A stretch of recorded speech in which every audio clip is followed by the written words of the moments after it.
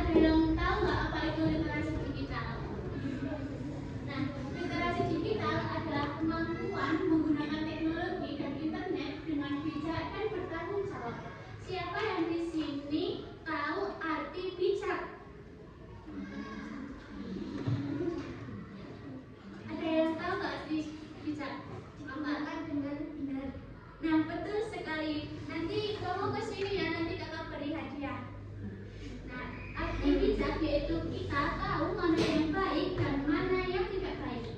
Misalnya, kita lagi mencari informasi nih tentang hewan untuk tugas kuliah. Kita harus mencari informasi yang benar, bukan asal percaya. Literasi digital bukan hanya tentang bisa mengoperasikan handphone atau komputer saja. Literasi digital juga berarti mampu memilih informasi yang benar, menggunakan internet dengan aman dan bertanggung jawab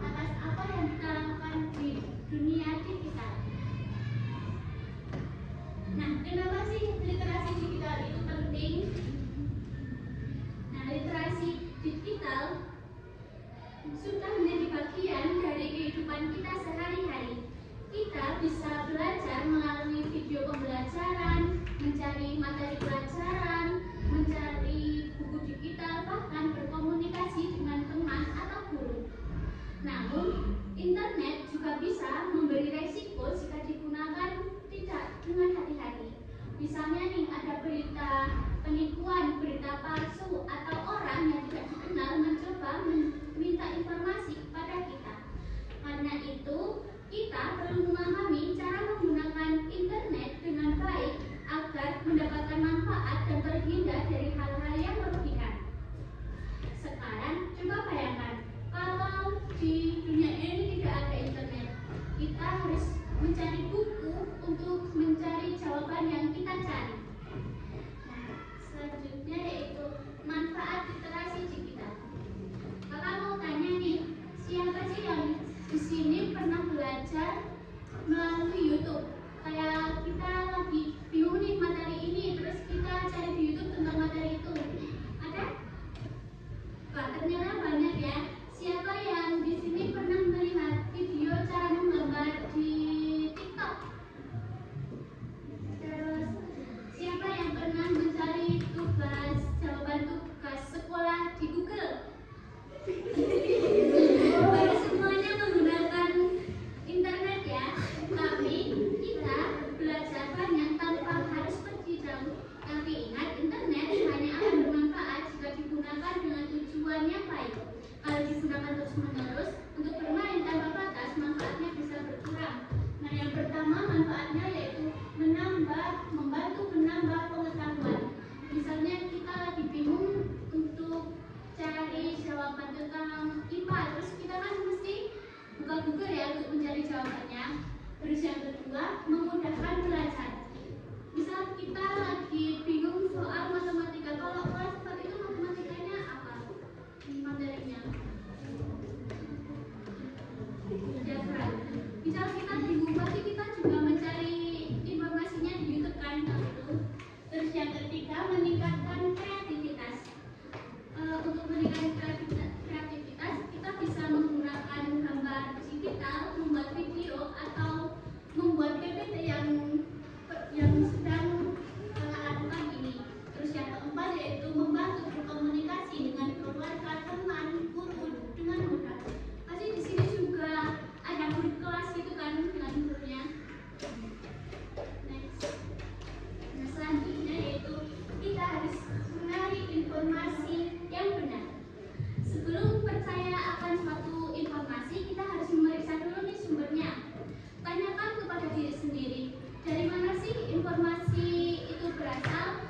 Apakah sumbernya terpercaya? Pasti kita juga nggak akan asal kan kalau kita mencari jawaban di Google, pasti kita cari yang kayak benar-benar itu kan. Terus kayak adik-adik semua nih, pernah nggak kalian mendengar cerita yang tidak benar? Kayak hoax gitu, kalian pada tahu nggak? Nah, kadang ada orang yang menyebarkan informasi yang palsu atau hoax. Misalnya, kalau minum air es setiap hari bisa berubah warna kulit. Misalnya ada berita gitu. Masa dengan kita minum es, kita bisa merubah warna kulit? Kan kayak nggak benar ya. Terus menurut kalian nih, benar atau enggak?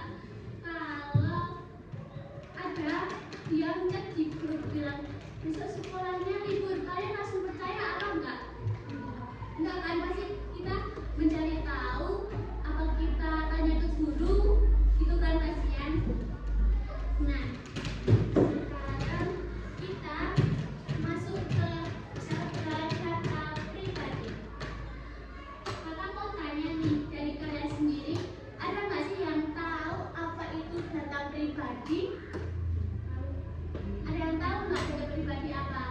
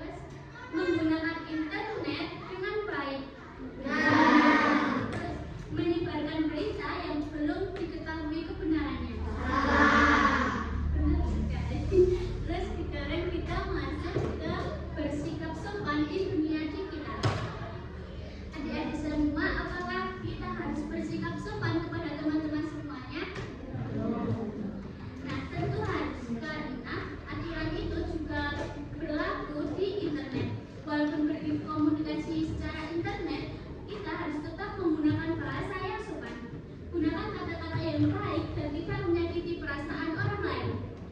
Jangan mengejek teman atau teman kita di media sosial. Bayangkan jika kita yang diperlakukan seperti itu, pasti kita tidak mau ya kalau diejek ya. Misalnya nih, kalau kalian lagi mengunggah gambar yang kalian buat di media sosial, terus ada yang komen nih, jelek sekali sih gambarnya, terus perasaan kalian gimana? Sedih kan? Nah, karena itu kita harus berhati-hati ketika kita menulis komentar atau mengirim pesan. Kalau tidak bisa berkata baik, lebih baik kita tidak berbicara apa-apa. Next. Kemudian kita masuk ke bahaya internet. Bahaya internet yaitu satu, berita palsu atau hoax. Yang kedua, penipuan online, dan yang ketiga, konten yang tidak sesuai usia anak. Nah, jika kita menemukan sesuatu yang tidak nyaman atau membingungkan, kalian biasanya gimana? Ada informasi yang kayak hoax atau membingungkan, itu kalian gimana? Dibiarkan atau tutup atau langsung gimana? Skip gitu ya.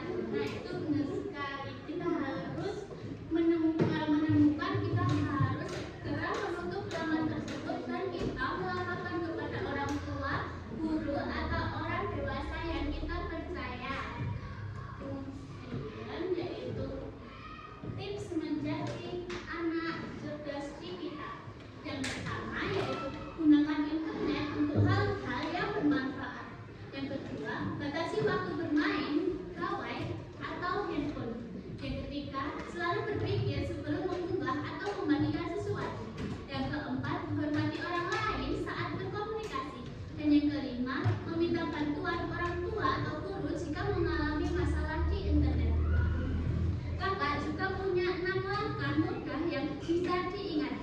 Jadi sebelum kita menggunakan internet, kita harus ingat kata cerdas.